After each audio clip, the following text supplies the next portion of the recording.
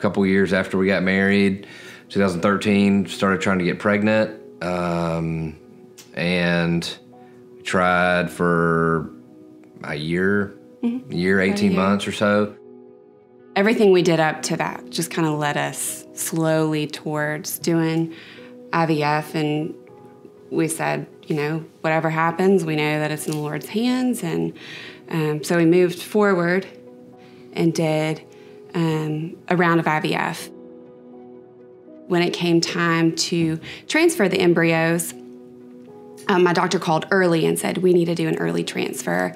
And that's kind of when all the excitement came to a halt, because you realize, oh, I think something might be wrong. It was heartbreaking, you know, it's heartbreak after heartbreak after heartbreak. And you just kind of wonder, can I do this again? God, what do you have in store for us? Why this? God was steadily working on us and our hearts and our marriage and everything through that 6-7 years that we were struggling with appointments and disappointments and just all of the things that we felt like we were in control of. Once we decided to move forward with embryo adoption, we did a little bit of researching and found the National Embryo Donation Center, and they're located in Knoxville. We transferred Turner and Mary Carver in March of 2018, and we're thinking that we might just have a single baby. They called and said that it was very likely that we were having two. And it was, I mean, I'll never forget where I was. I was in my classroom during break and just like cried and sat on the floor. I was so excited. The twins were born on October 31st, on Halloween.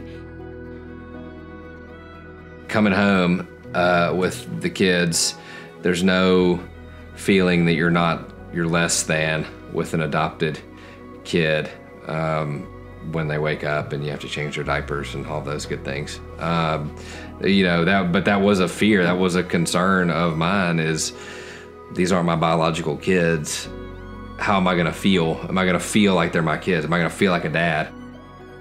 I remember after the kids were born, I was in the hospital and they were in the NICU. And I remember telling somebody, am I gonna be able to love them enough?